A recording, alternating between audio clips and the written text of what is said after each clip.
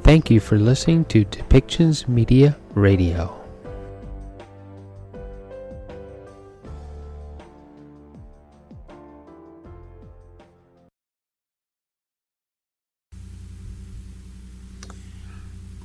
In Saskatchewan, there have been found more than 700 unmarked graves in what would appear to be an open field. These graves are of children who were held at residential school in Saskatchewan.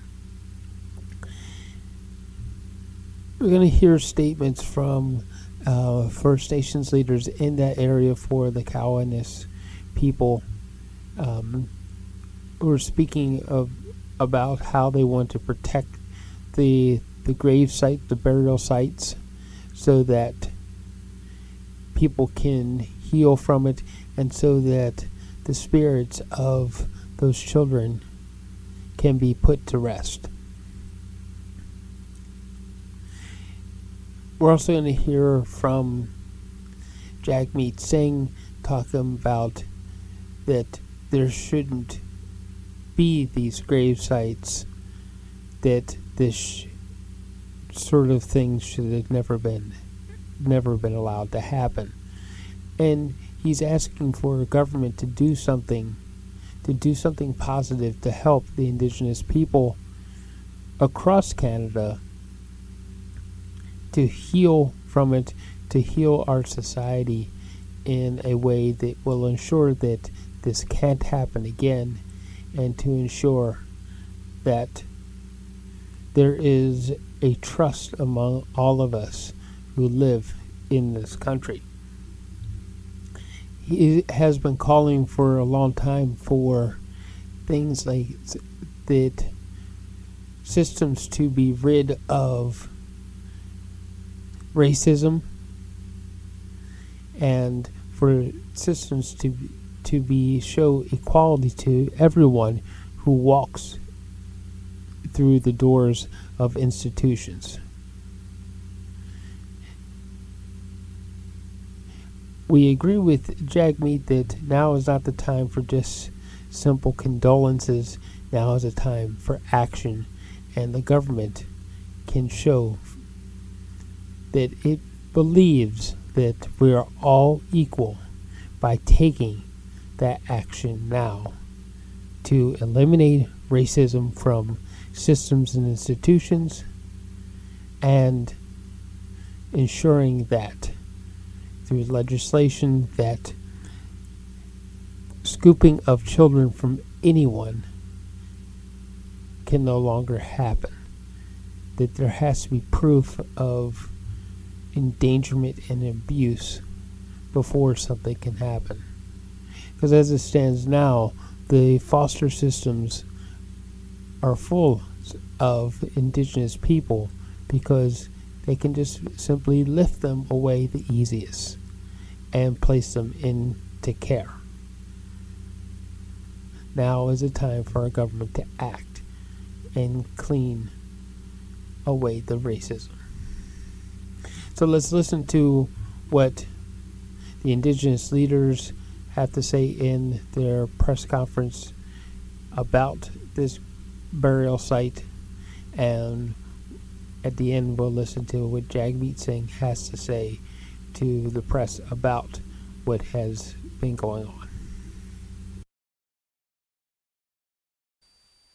Cadmus natisi kasu ni takama kaniwin kausis isquingunik. I say good morning to you all. My name is Chief Cadmus Delorme of the Cowes First Nation. Before I begin on the Merivale Residential School story, I just wanted to emphasize that the recent story of the Kamloops Residential School, 215 found graves, has triggered many across this country. And I just wanted to start off by reading two numbers that anybody that what I will share that may re-trigger that you can call. If you are looking for the residential school line to help with mental emotional, you could call at 1-866-925-4419. If you're more local in the Treaty 4 territory in southern Saskatchewan, we do have a line that's going to be open this afternoon. We have partnered with Regina Treaty Status Indian Services, and you could call them at 306-522-7494. In 1886, the Roman Catholic Church in the Oblades arrived on Cowes First Nation. And that is when the grave site began. In 1898, the Merivale Residential School opened its doors, and it closed its doors in 1996. The Roman Catholic Church overseen the grave site. The Catholics and the prayer and religion overseeing the grave site. We started our radar penetrating research on June the 2nd of 2021. As of yesterday, we have hit 751 unmarked graves. This is not a mass grave site. These are unmarked graves. Over the past years, the oral stories of our elders, of our survivors, and friends of our survivors have told us stories that knew these burials were here. In 1960, there may have been marks on these graves. The Catholic Church representatives removed these headstones, and today they are unmarked graves. At this time, I'm just going to share my screen so you have a visual of what we're talking about. You're going to notice that there are flags, and I apologize, it might be a little tough to see. But this is now today on Cowes First Nation, and this is what we call today our community gravesite. It became our community gravesite after the 1970s, when the residential school was stopped overseen by the Roman Catholic Church and the Archdiocese. We also wanted to show you a little more of a visual from a drone perspective. Of the 751 hits, the machine has a 10 to 15% error percentage. So we will only go by the hits that we have of 751, but we do know there's at least 600. You're going to notice that they are in proper order. These that lay here are 1 meter by 1 meter apart in some cases. We cannot affirm that they are all children, but there are oral stories that there are adults in this gravesite as well, because it was the Roman Catholic Church that overseen this gravesite. Some may have went to the church and from our local towns, and they could have been buried here as well. This could be triggering to many, but when you're from Cowes First Nation, or you have attended the Merivale Residential School, which many have in southern Saskatchewan and Manitoba, we always knew that there was graves here. The recent story of the Kamloops Residential School has triggered many in this country, and we knew this was going to trigger as well. There are many agree to disagree from Cowes on the history of this gravesite. But I want to affirm to you, we are talking about unmarked graves. We're not talking about a mass gravesite. Today in this country, First Nations people, and this instant Cowsis, we've never ever swayed away from who we are as a Nehewak and Anishinaabe people. The Roman Catholic residential school has impacted us intensely. And today we have generations that may have not went to residential school, but they are feeling the first and second generation of that impact.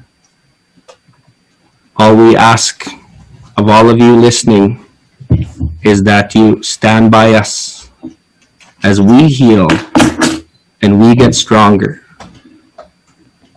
and that we all must put down our ignorance and accidental racism of not addressing the truth that this country has with Indigenous people. We are not asking for pity, but we are asking for understanding. We need time to heal, and this country must stand by us. We have reached out to the Government of Canada, the Prime Minister, Minister Bennett, Minister Miller, have reached out and told us that they stand beside us in what they can help with today. I have reached out, and they have reached out to me, the Roman Catholic Church, our archdiocese in this region. His name is Don, and we have talked as well. What we are going to be doing now is we are going to be putting names to these unmarked graves. We want to honor our loved ones that lay there today. We want to make sure that we keep that place and preserve it so many could come here and heal. It's going to hurt in the coming months because the more we put names to them, the more that it is going to reopen some of the pains that many endured at the Merivale Residential School are going to reopen. The gravesite is there, and it's real. And if you were to see it, there are 751 flags when you look at it. It is the pain of the memories of being in the school for many that it is triggering. And that's why I thank all of the messages, everyone listening, that I ask you to open your mind that this country needs to have truth and reconciliation. There's going to be many more stories in the future, and this is Cowes' First Nations moment of our truth. In the coming days, we will continue to do our research, and one day there will be a monument there. Every one of those graves will be marked, and probably not every grave will have the exact name, but that is our end goal. I thank you all for giving us this moment to tell our story. And I just want to rephrase, this is not a mass grave site. These are unmarked graves. And we didn't remove these headstones. Removing headstones is a crime in this country. And we are treating this like a crime scene at the moment. And we will know more as we continue our research. Again, to the ones that are listening that have went to residential school, that are descendants of residential school survivors, there are numbers available for you to call, and you are not alone. At this time, I just wanted to give a moment for our knowledge keeper, Florence Barbier, to come and share a few words before Chief Bobby Cameron. Florence?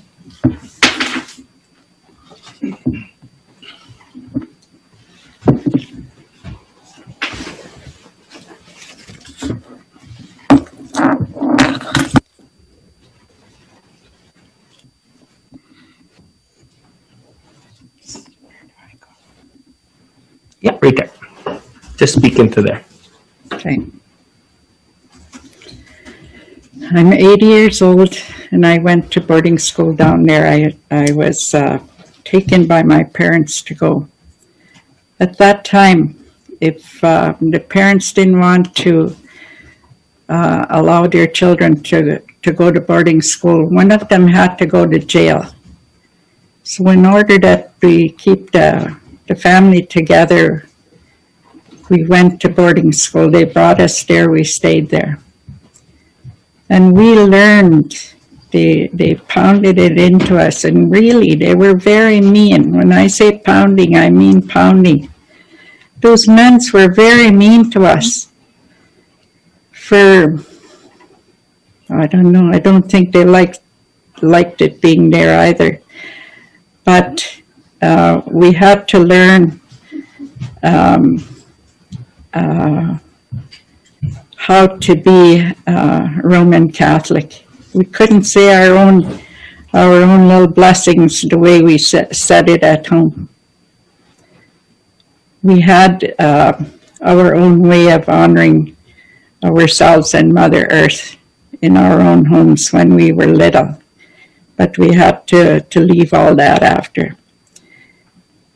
So when we were taught at home that we had to look after ourselves physically, mental, emotionally, and spiritual. So that got all stripped away when we went to boarding school. They told us what to say. They told us about a new being that was supposed to be our ultimate savior.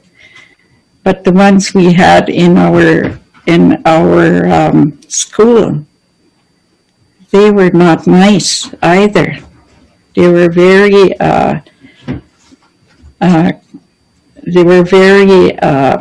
condemning about our people. They told us our people, our parents and grandparents had no. They didn't have a way to be spiritual because we were all heathens. And I was the third one in my family that went to that school. My grandmother went, and my mother and me. So they were still teaching that all the time. So they were putting us down as a people. So we learned how to not like who we were. And that has gone on and it's still going on. Because we couldn't teach our people, our own families, how to look after themselves physically, mentally, emotionally, and spiritual. They made us, when we became assimilated, they made us think different and feel different. So it's a lot of the pain that we see in our people right now comes from there. Mm-hmm. So, and I went to another school, Little Brett, also, and that was the same thing. You know, they had. They made us believe we didn't have souls, both places. And that was the ultimate desire of all of us to, how can we be better, do better? And sometimes it's really hard to know.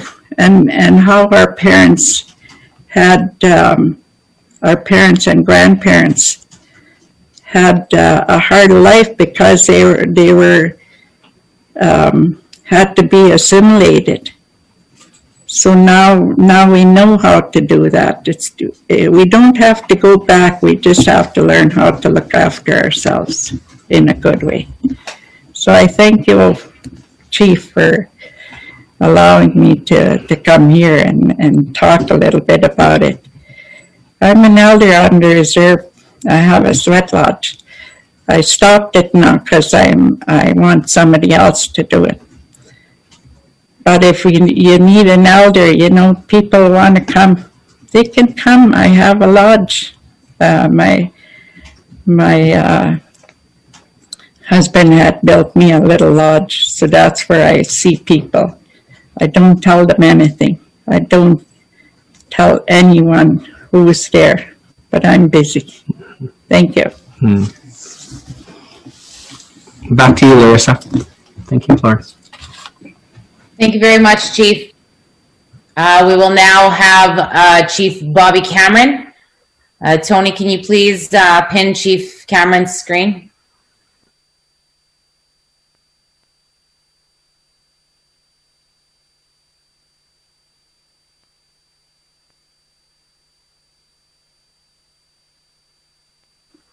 Chief Cameron, are you there?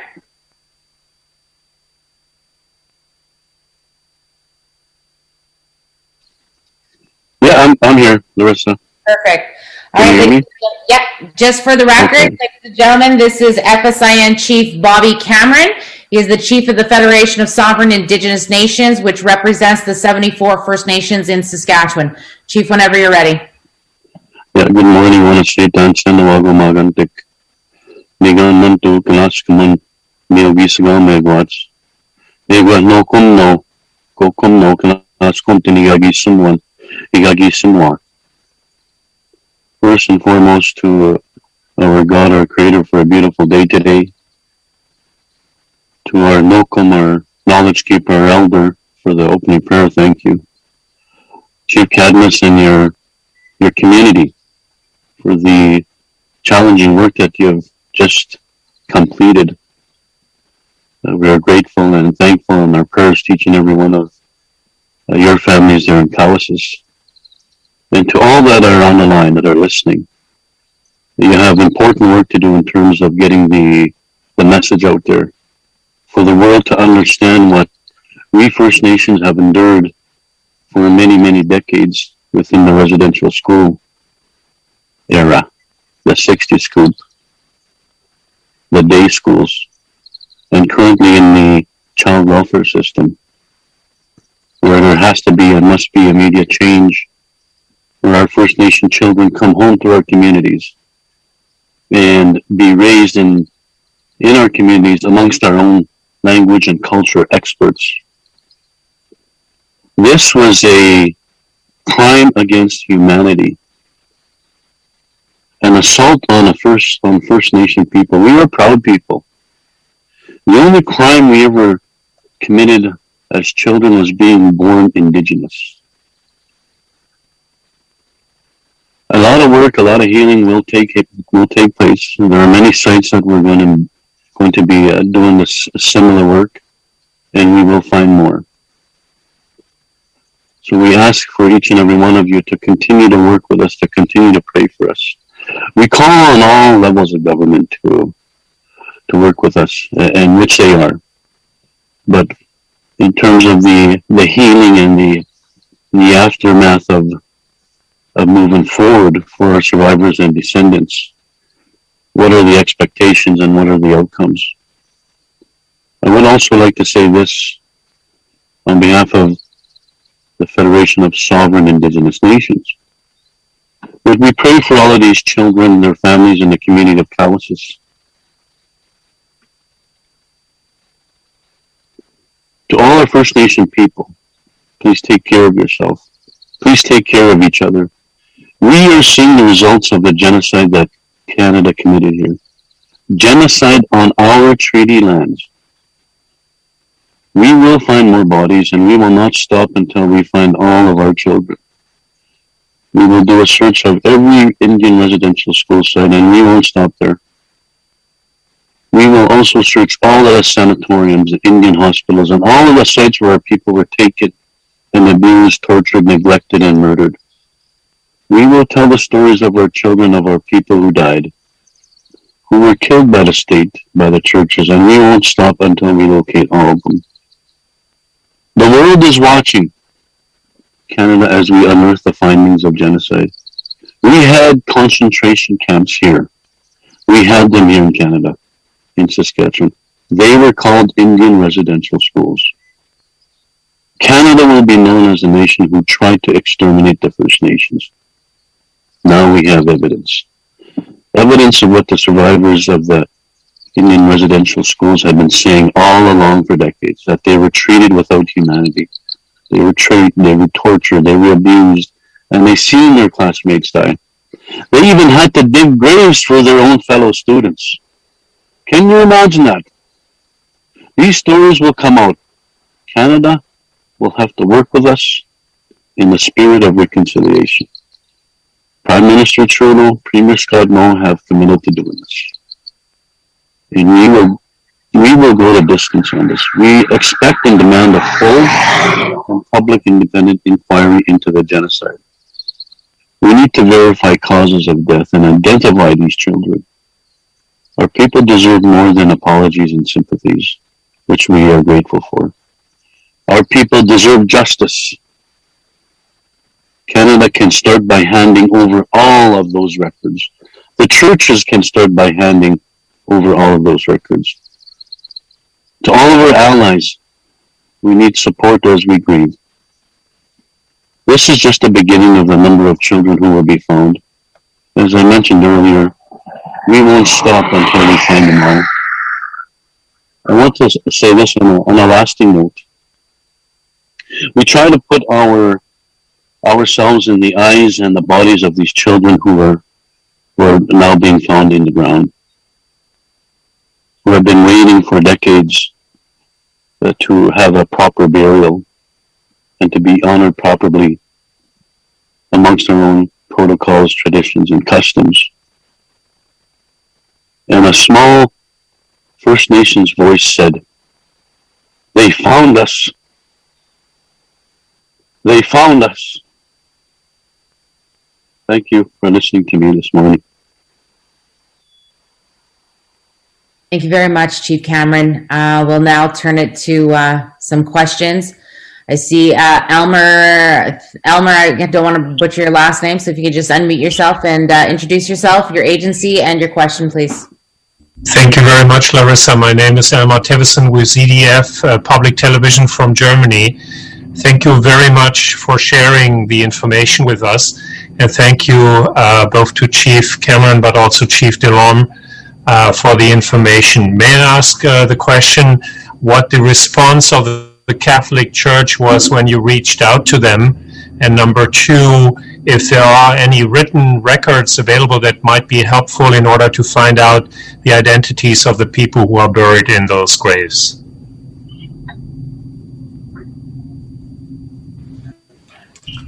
Thank you very much. The Roman Catholic Church from the region area, the Archdiocese, his name is Don. Don has been to the site a few times and has committed to helping with what we want.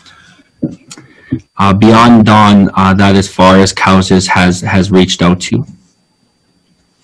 In 1970, give or take a year or two, our records were removed from Cowses, and from one of our knowledge keepers said that they were moved to Winnipeg, Manitoba.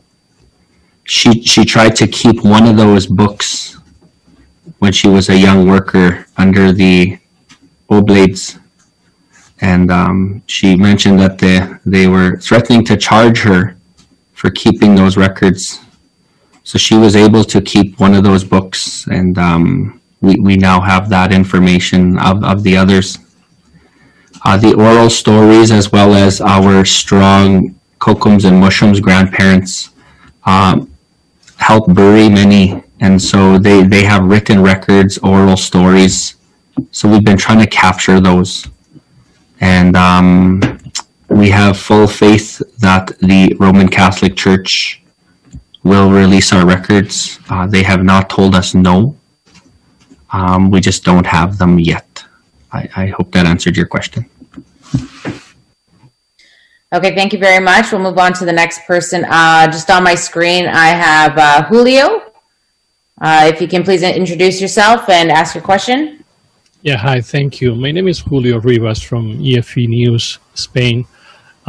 First of all, I'm sorry to hear what happened, and I'm truly thankful that you are sharing with us and taking time to talk to us. People all over the world are really in shock to hear what happened here with the residential schools and the Indigenous people, especially in a country like Canada.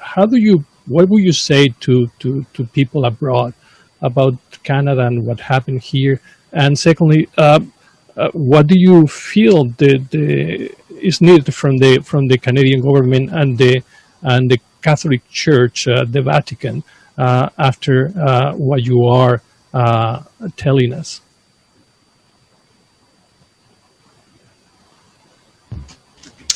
Thank you. The Pope needs to apologize for what has happened to the Maryville Residential School, impact on Cowes First Nation survivors and descendants. An apology is one stage of many in the healing journey. To make a message abroad, Indigenous people in this country are survivors, and now the descendants are still in an intergenerational trauma stage for some. Canada is addressing the surface of the many pains that we endure. And the bureaucracy of the government of Canada and the province have a lot of work yet to do. As one chief who did not go to residential school, but is a descendant of residential school survivors, and as the spokesperson for 4,300 people, many have went to residential school, we understand the pain.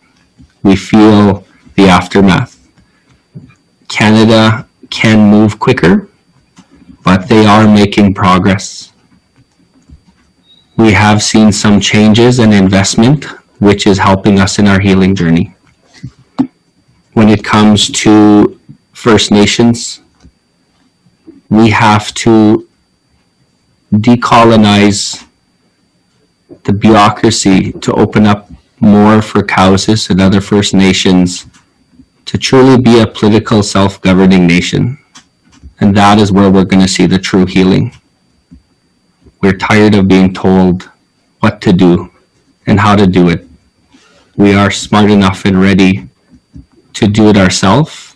And Canada one day, hopefully when my 4-year-old is old, will have reconciliation through and through the spirit and intent, so Indigenous people and Canada can thrive on this land together. Hope that answered your question.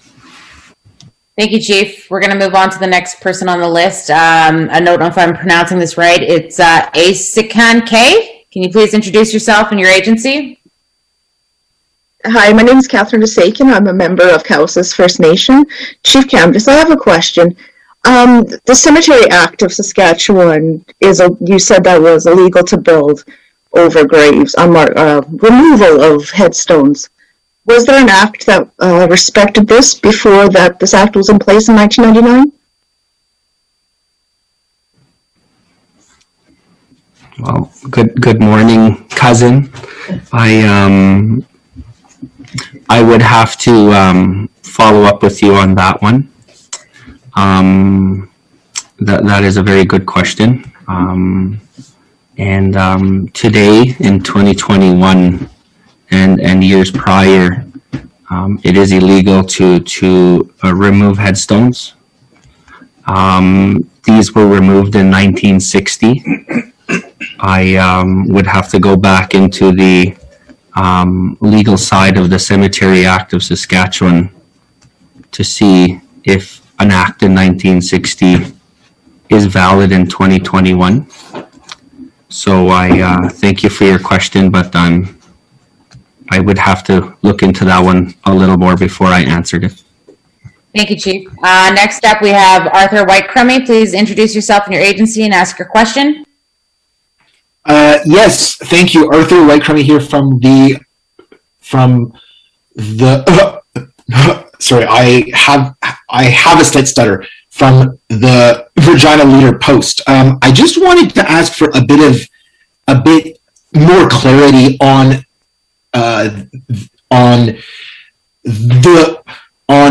the specific number here. You said 751, that you had found signs of 751, but you also said at least 600. And I just wanted to get a sense of how certain we are of that 700 and of that 751 number, and how you pinpointed that specifically. How certain are we of that?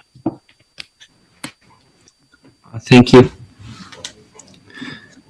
This is phase one, and there are other phases that us on COWSIS will be addressing in the future. Phase one covered 44,000 square meters. It is a defined area of the Roman Catholic gravesite. The ground penetrating radar that was used, we partnered with an institution in Saskatchewan called the Saskatchewan Polytechnic, and they have been very open-minded in helping us from our perspective. As of yesterday, they have hit 751 hits.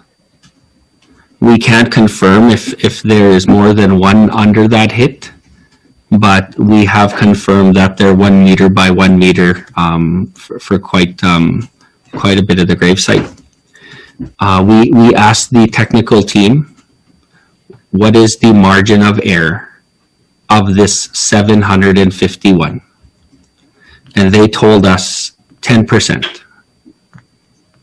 So we want to make sure when we tell our story that we're not trying to make numbers sound bigger than they are. So we have 751 hits as of yesterday, and with a 10% error, I gotta admit math is not my favorite. I like to say it's over 600 just to be assured.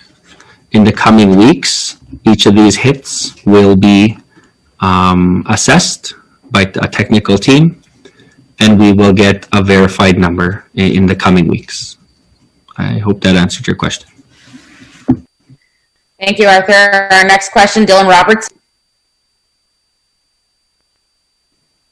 Hi there, this is Dylan Robertson from the Winnipeg Free Press. Thanks so much for speaking with us. Chief DeLorme, could you please tell us where the children at the school had come from? I think you mentioned there might be some kids from Manitoba, and I was just wondering if you know which nations inside and outside of Saskatchewan the children came from. Thank you for speaking a little bit of Cree. There was if the Indian agent and or priest on our reserve was Roman Catholic, the Merivale Residential School was the southeast part of Saskatchewan and southwestern part of Manitoba. The Roman Catholic residential school that you had to go to if that's what the Indian agent of the day and or priest baptized the children. If you were united, you went to maybe Birtle or somewhere else. So I can't pinpoint any nations in Manitoba at this moment as I would have to go back into my records. But I have been advised from oral stories of survivors that some southwestern areas of Manitoba did go to Merivale. As far as central Saskatchewan went to Merivale. And a majority are from the Treaty 4 territory, the southeast specifically, White Bear, Ochapowace, Kakawishtahow, COWSIS, Zagame. But I I just want to mention when I name these First Nations that there are people watching that would think of their Kokumin Mushum at this time, or maybe they did attend that. Please reach out to the number if this is triggering when we're getting very specific. So I hope that answered your question. If I could just follow up, I understand you mean Treaties 4 and Treaty 2 areas, but probably not children from outside, like Treaty 1 or 5? I can't confirm that, but at this time, from the oral stories, the region was Treaty 4 and Treaty 2, correct.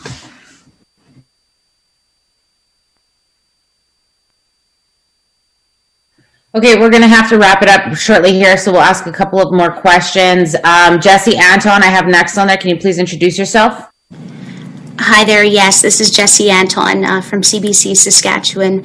Thank you, Chief, for this. I know it can't be an easy day, so we appreciate it. I have two questions. One, what does this discovery on Cowessess maybe tell us about the total number of unmarked graves in Saskatchewan, and are there plans now with new federal funding to continue the search for more on Cowessess? I know you mentioned this is only phase 1.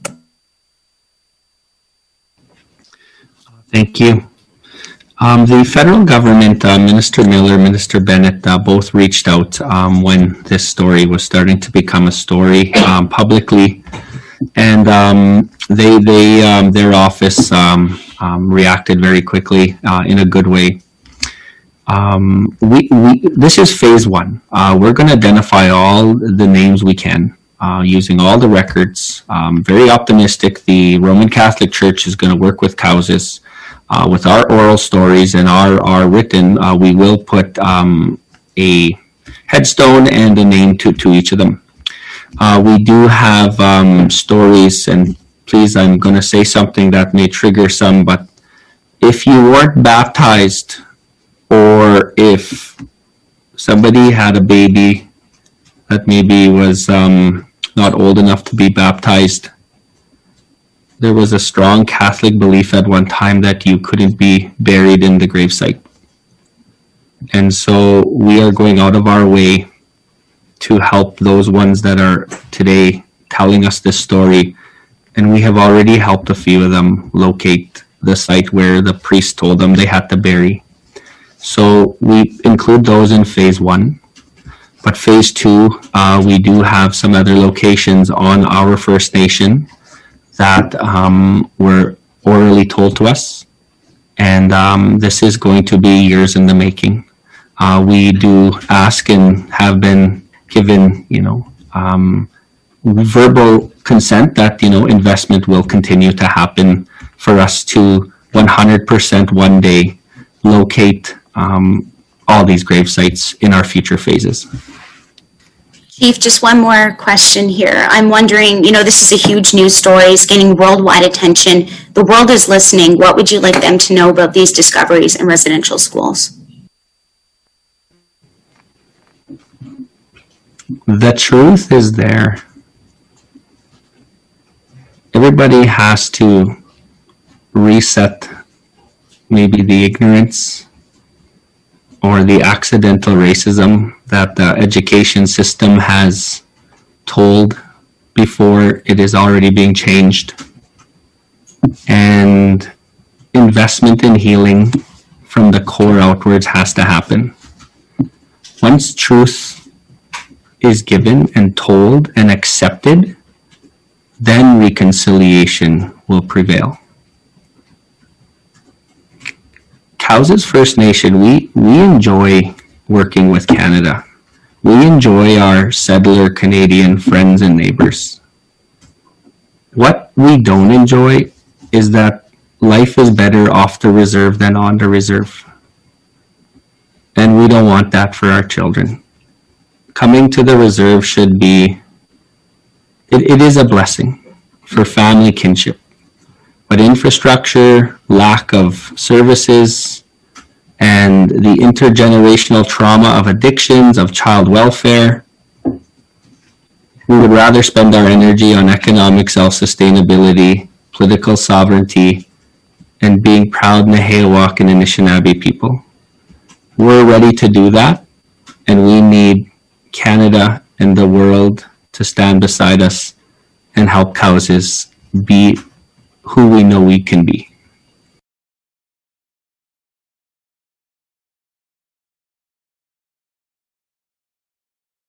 Joining today, we were all shocked and just reeling from the discovery of 215 kids in Kamloops. And at the time, Indigenous leaders told us that this was not going to be the last discovery, that there were going to be additional discoveries. And while we were reeling from that horrific discovery of what it meant for 215 kids to be stripped from their parents, stripped of their language, their identity, and then to be stripped of their lives in what I find really difficult to call schools, but these residential institutions that were designed to kill Indigenous people. But we knew there were going to be additional discoveries, and we wanted to make sure that Indigenous communities were partnered with and were supported if they made that choice to see if there was additional burial sites anywhere across the country. Well, now we've just learned of an additional discovery in Saskatchewan. And it sounds like this could be hundreds of kids found in unmarked graves. And I think about what that means. Like when we think about the school, I think about the school that I went to, the grade school I went to in Windsor. There are no burial sites on schools. That is not a normal thing. That should not be something that gets normal. And I'm worried that we might become desensitized when we see additional discoveries and we stop reeling from the impact. We have to realize these are little babies. These are kids. These are children that were stolen from their homes and then they were killed in these institutions. And that was the plan. And we have to move beyond just condolences. We will take the time to mourn, and we should mourn, but we have to demand more, particularly from our federal government. And that's why we're saying that it is not good enough for Justin Trudeau to say that he is expressing condolences when he is still fighting Indigenous kids in court. That is the same unbroken legacy. Residential institutions where kids were sent and killed, and then Indigenous child welfare was so recklessly and willfully discriminating kids that they were underfunded and kids were killed. Kids died. So we need to stop. This Liberal government needs to stop taking kids to court. It needs to implement the Truth and Reconciliation calls to action. It needs to properly fund and resource all survivors and communities that have been impacted by the trauma of residential institutions. So that's what I'm calling for. Today, hearing this, we are again reeling from the pain and thinking about what this means for parents, what this means for families, what this means for communities, and what this means to the Indigenous community. We also have to take a moment to show solidarity, but go beyond that and fight for real justice. The only way we can make this right, there is no way really to make this right, but the only way we can start walking the path of justice is to demand concrete action now. And that's what we're pushing for. And I just want to say, I know that this news will be re-traumatizing for survivors. I want you to know that I'm thinking about you and I want you to ask for help. Don't suffer in silence. I know this is painful. I can't imagine how painful it is. But please get the help that's available. I know many media outlets are running numbers, hotlines that people can call. Please reach out for any help because this is traumatizing and I can't imagine how hard it is for someone who's a survivor. Thank you. I'll say the same or I'll continue in French. Donc aujourd'hui, avec la nouvelle découverte, on pense de ce qui s'est passé quand on a découvert 215 enfants autochtones à Kamloops et l'impact, comment cet événement, cette découverte a bouleversé les gens à travers le pays. Et c'était important d'être bouleversé parce que c'est une acte horrible ce qui s'est passé avec les enfants autochtones dans les pensionnats. Et on doit prendre un moment pour pleurer la perte de ces enfants. Mais on doit aller au-delà des mots et des condoléances et demander des actions concrètes. Au niveau fédéral, ce n'est pas suffisant que Justin Trudeau peut seulement partager les condoléances quand il, à ce moment, poursuit en justice les enfants autochtones. C'était la les mêmes actes de discrimination contre les enfants autochtones qui continuent jusqu'à aujourd'hui. Et on sait que ce n'est pas des actes historiques, c'est des actes avec des blessures qui continuent à ce moment. Et l'injustice continue aussi. Et maintenant, avec la découverte à Saskatchewan, où on pense que c'est potentiellement des centaines des enfants autochtones, j'ai une peur que peut-être on va être habitué à ces découvertes. On ne doit pas être habitué. Chaque découverte doit être quelque chose qui nous bouleverse, qui nous frappe fort. Et deuxièmement, après qu'on prend le moment de pleurer la perte, on doit aussi demander l'action concrète. Et c'est pourquoi on demande Justin Trudeau d'arrêter de poursuivre en justice les enfants autochtones. On demande que Justin Trudeau mette en œuvre les appels à l'action de la Commission de la vérité et de la réconciliation. On demande l'action concrète parce que c'est la seule façon de répondre à un acte horrible, à un génocide dans lequel on voit avec ce qui s'est passé dans les pensionnats. Aussi, pour les survivants et survivantes, je sais que je peux dire, mais je ne peux pas comprendre comment c'était traumatique de encore voir les images comme ça et de voir des nombres comme ça des enfants autochtones qui étaient découverts. Donc, je vous encourage de prendre l'aide, de ne pas souffrir en silence. Et je comprends que comment ça, c'est traumatique d'encore voir ce qui se passe. Thank you so much. With that, I'm ready to take any questions you might have. Thank you, Jagmeet. Merci, Jagmeet. If you have a question, please use the raise your hand function. We will go with one question and one follow-up. Si vous avez une question, s'il vous plaît, utilisez la fonction lever la main. On va prendre une question et un follow-up. On va commencer avec Christopher Reynolds of the Canadian Press. Chris, you can go ahead. Hi, Mr. Singh. Thanks for taking our questions. Of course. I'm wondering, we now have 4 provinces, I believe, including Ontario and Saskatchewan and Alberta, that have slotted a little bit of funding, usually in around $10 million or so per province, to look into, to put toward discovery of more of these types of sites. I'm wondering if you would call on all provinces to do similarly, and if this is enough, though I don't know if this kind of thing can ever really be quantified. I would say really this is the Canadian government's responsibility. The residential schools were designed and put in place by the Canadian government, so the federal government has to step up and provide funding, adequate funding, so that if any Indigenous community wants to make this decision, that there is no barrier. And I say that Indigenous communities should be leading the decision, but the federal government should not just be passive, they should act actively in partnership to provide the support if an Indigenous community makes this decision. The least we can do as a nation is to help Indigenous communities grappling with the trauma and the pain and the genocide of residential institutions by supporting their efforts for closure, to know what happened to the kids, to know what actually happened to their bodies. That is the least we can do. There's so much more that we need to do. We also need to implement the calls to action, which would directly support a path of reconciliation for survivors and for the Indigenous communities. So I really believe it's the federal government's responsibility to step up with that funding.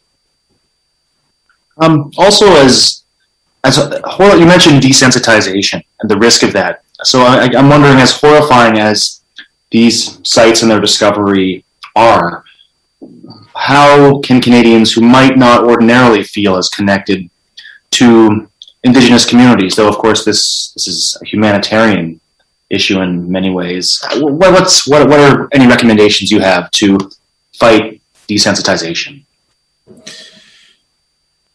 It's tough, and that's why I said it off the top, because I feel like when you're confronted with horrific news, if that news continues and continues, sometimes there's a risk that people become desensitized. I just want people to take a moment to think about the schools that they went to.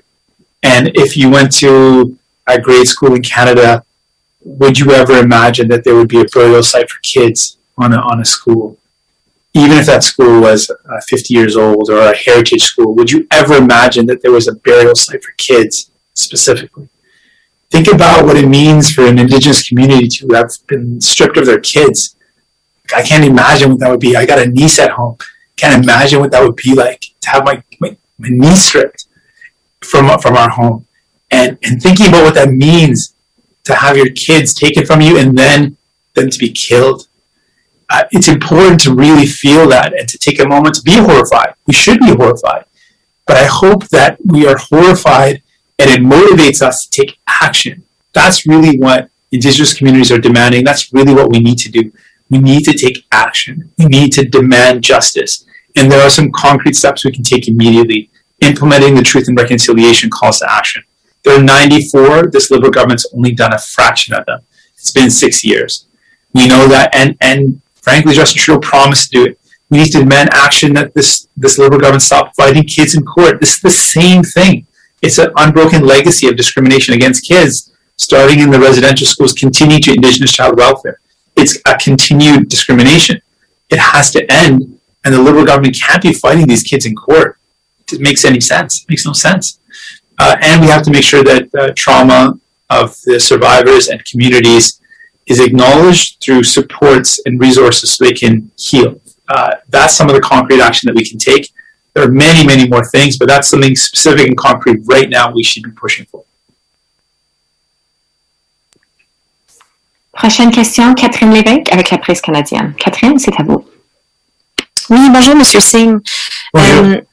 Je me demandais, avec les tristes nouvelles qu'on a appris hier, est-ce que vous êtes à l'aise de fêter la Saint-Jean-Baptiste aujourd'hui? Je vois à votre agenda que vous allez visiter plusieurs parcs. Là. Bon, peut-être que c'est pour fêter la Saint-Jean-Baptiste, peut-être que c'est simplement pour rencontrer des électeurs, mais voilà, je voulais peut-être avoir votre réflexion sur la signification de fêter la Saint-Jean-Baptiste ou même la fête du Canada la semaine prochaine dans les circonstances actuelles.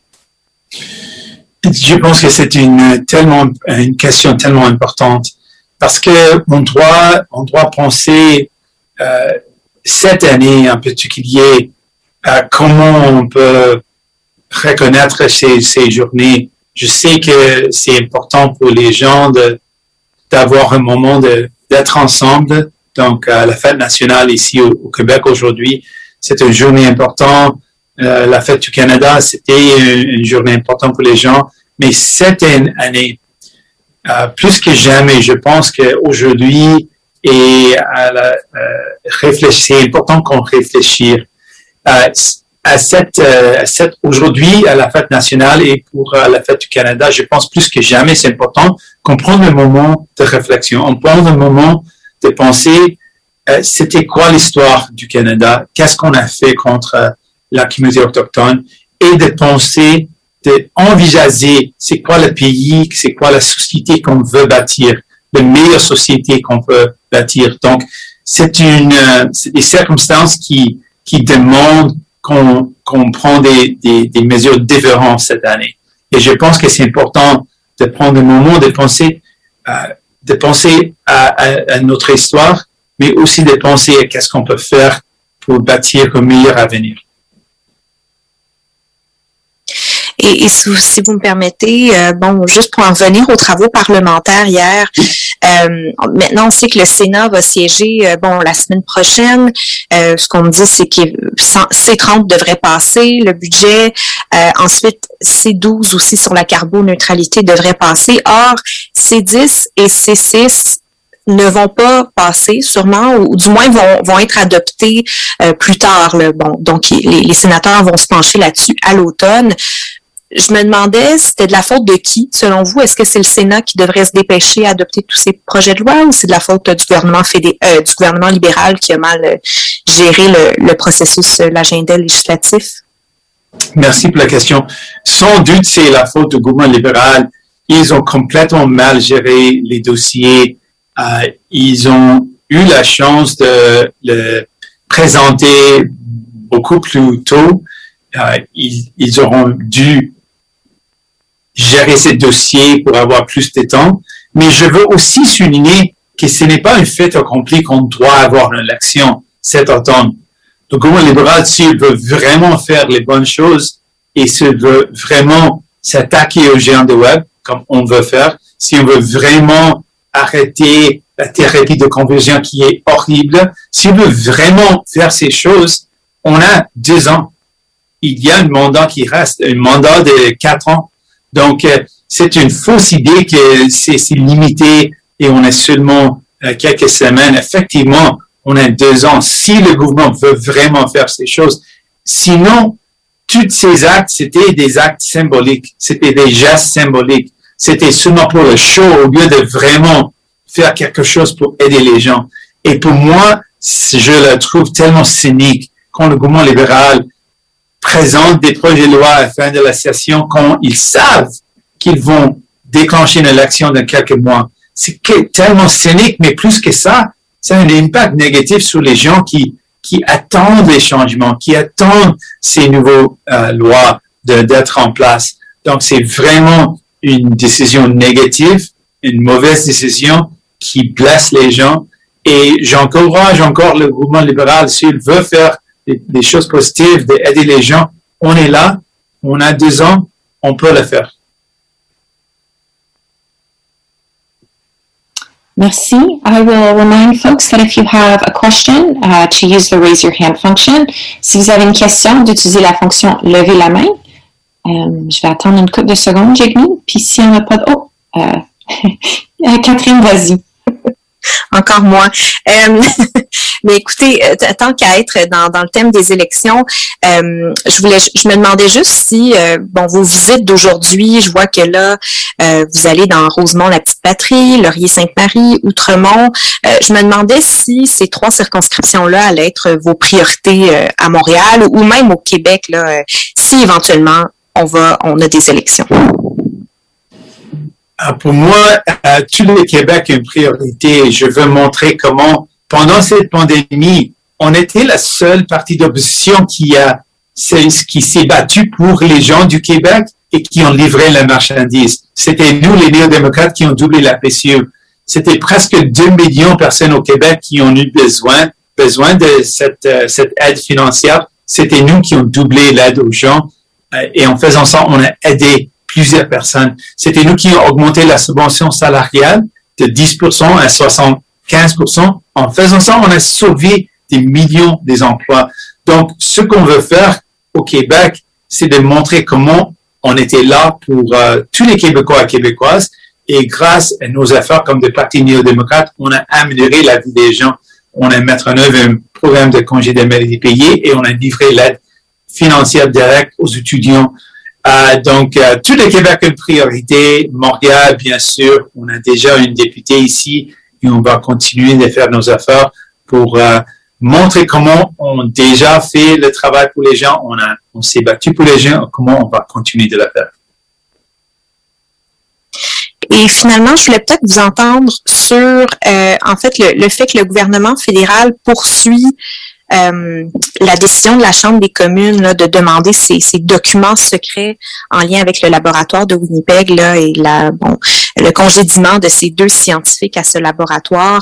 On a entendu le président Anthony Rota hier qui dit qu'il va se battre bec et ongle contre cette décision. Je voulais entendre la position du NPD là-dessus. Vous rangez de quel côté? Je pense que la transparence, c'est essentiel dans une démocratie. C'est essentiel que les députés ont le droit de voir les documents pour rendre compte du gouvernement, dans ce cas, le gouvernement libéral. C'est essentiel qu'on peut voir la preuve, les documents pour forcer le gouvernement de faire des bonnes décisions ou pour questionner leurs décisions ou le critiquer, c'est le travail important des partis des oppositions. Donc, je suis d'accord avec l'idée de livrer les documents, de partager les documents. Et je suis contre le gouvernement libéral qui disent que non, il ne doit pas partager les documents. Okay, just doing one last check for questions. Une dernière vérification pour les questions. J'ai une question de Jérôme Bergeron de Radio-Canada. Jérôme?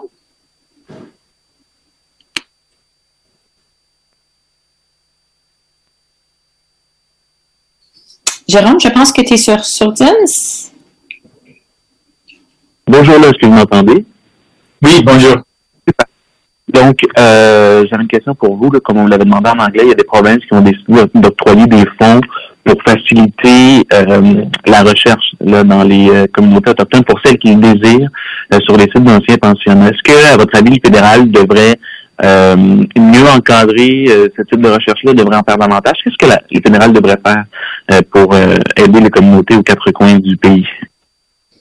Oui, premièrement, je veux souligner qu'avec cette question, c'est le droit ou ça doit être la volonté des communautés autochtones. S'ils décident de faire les investigations, c'est leur décision. Donc, on doit prendre un moment pour reconnaître que c'est leur décision.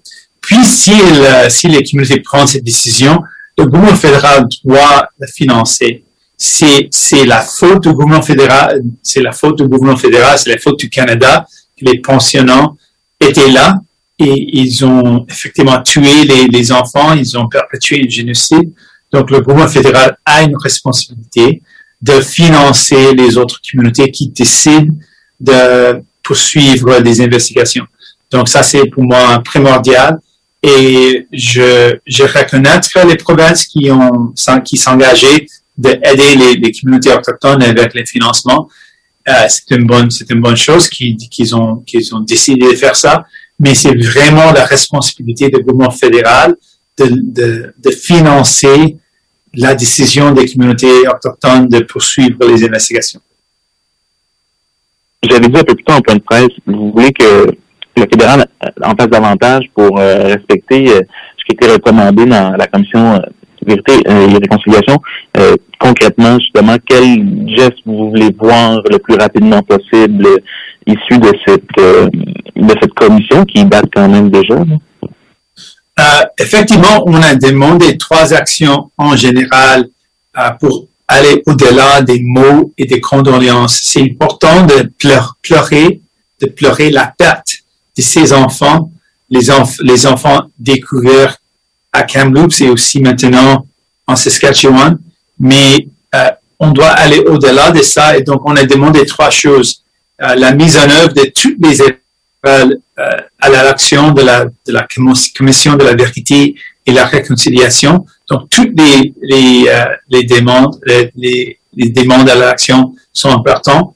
Deuxièmement, on indique que le gouvernement libéral doit arrêter de poursuivre en justice les enfants autochtones. Ce sont les enfants autochtones qui étaient discriminés par le gouvernement Canada et le tribunal de la droit de la personne du Canada a dit qu'ils étaient discriminés. Malgré ça, le gouvernement libéral les poursuit en justice. Ça doit être arrêté. Et finalement, on a dit que les communautés frappées par le trauma des pensionnats et les survivants et survivantes doivent avoir l'aide fédérale, le financement, les ressources nécessaires pour guérir. Ce sont nos demandes, ce sont nos 3 demandes, des actions concrètes.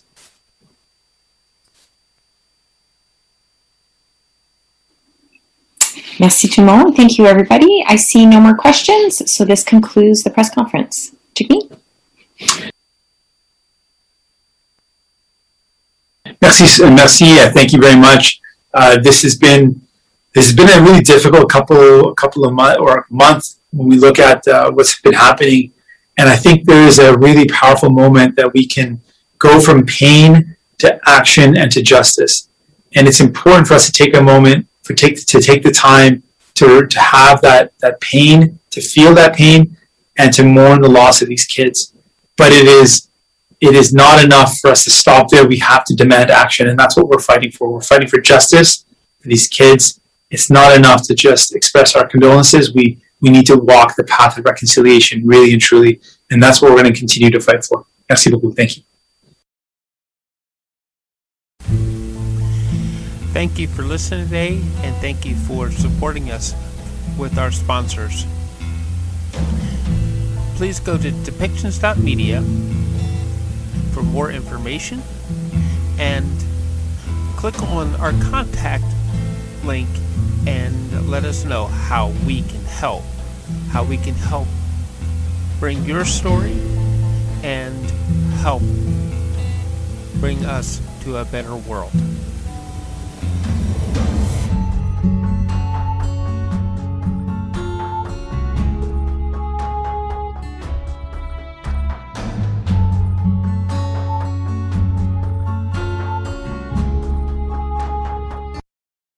This show has been produced by Depictions Media. Please contact us at depictions.media for more information.